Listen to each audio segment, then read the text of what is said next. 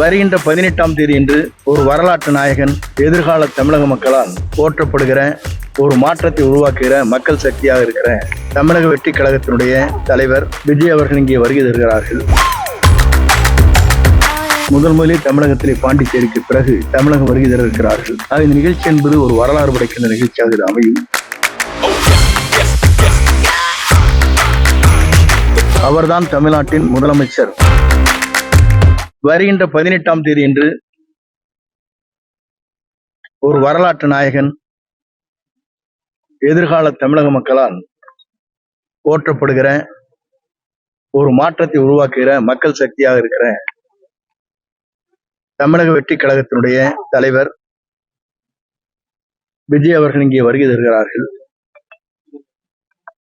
காலை சரியாக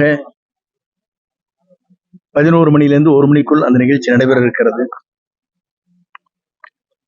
அதற்கான ஏற்பாடுகளை நாங்கள் அனைவரும் சீரோடும் சிறப்போடும்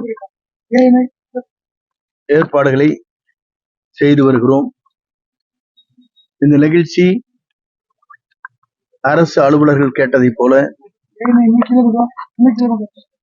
ஏற்ப பல்வேறு பணிகளை நாங்கள்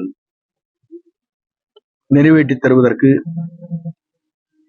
அந்த நடவடிக்கையின் காரணமாக என்னென்ன ஆலோசனை சொல்கிறாரோ அந்த ஆலோசனை ஏற்று பணிகளை நிறைவேற்றுவதற்கு நாங்கள் தயாராக இருக்கிறோம். இந்த நிகழ்ச்சி என்பது முதலிலே தமிழகத்திலே பாண்டிச்சேரிக்கு பிறகு தமிழகம் வருகை தர இருக்கிறார்கள். இந்த நிகழ்ச்சி என்பது ஒரு வரலாறு படைக்கின்ற நிகழ்ச்சியாக இது அமையும். அதே நேரத்தில் நேற்றைய தினம் 4 தீர்மானங்கள் நிறைவேற்றப்பட்டிருக்கிறது. உங்களுக்கு தெரியும்.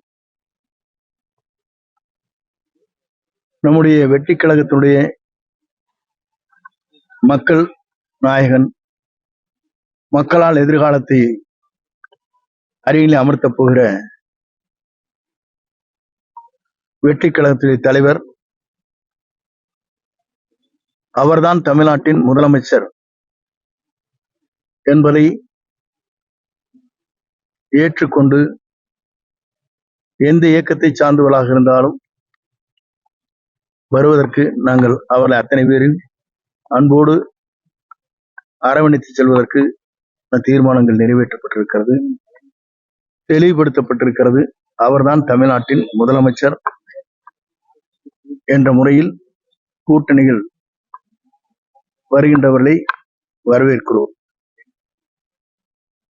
அதே நேரத்தில் யாரை கூட்டணியில் வைத்துக் கொள்ள வேண்டும் என்பதை தலைவர் அவர்கள் முடிவு செய்வார்கள். அந்த நிபந்தனைகள் இல்ல, அதெல்லாம் மாறிடுச்சு, கொடுக்கல, ஃப்ரீயா இருக்கிறார். இந்த இடம் வந்து HRNC சொந்தமானது. இது வந்து யாரு சொன்னா? இருங்க ஒரு கேள்வி கேட்ட இத்தனை பேர் கேள்வி கேட்டேன். ஒருத்தர் கேளுங்க. HRNC பொறுத்தவரையிலும் கடிதங்கள் கொடுப்பது அந்த துறையை சார்ந்திருக்கிற ஆலயத்திற்கு கொடுக்கப்பட வேண்டும். ஆனால் அங்கே கொடுக்கப்படவில்லை. முதலில் தெரிந்து கொள்ளுங்கள், தெளிவுபடுத்திக் கொள்ளுங்கள். எந்த இடத்துல லிட்டிகேஷன் இருக்கிறோ அந்த இடத்துக்கு தான் நோட்டீஸ் கொடுக்கணும். அதை விட்டு காவல்துறைக்கு தான் கொடுத்திருக்கிறார். ஒரு ஜம்ப் மேல போயிட்டாங்க. ஏதோ உங்களுக்கான பத்திரிகை ஒரு செய்திகள் வேண்டும் என்பதற்காக தெளிவாக அந்த கோயில் அறங்காவல் மூலமாக இந்த கோயிலை பொறுத்தவரையிலும் HRNC வருகிற போது முழுமையாக இந்த கோயிலுக்கு சொந்தமாக இந்த இடம் இருக்கிறது என்று உயர்நீதிமன்றத்தில் ஆணை பிறப்பிக்கப்பட்டிருக்கிறது. செய்திகளை உடனுக்குடன் தெரிந்து கொள்ள கீழ்கண்ட கேபிள் மற்றும் DTH நெட்வொர்க்குகளில் எம்நாடு செய்தி தொலைக்காட்சியை காணுங்கள். பாதகம் செய்பவரை கண்டால் நாம் பயம் கொள்ளலாகாது பாப்பா.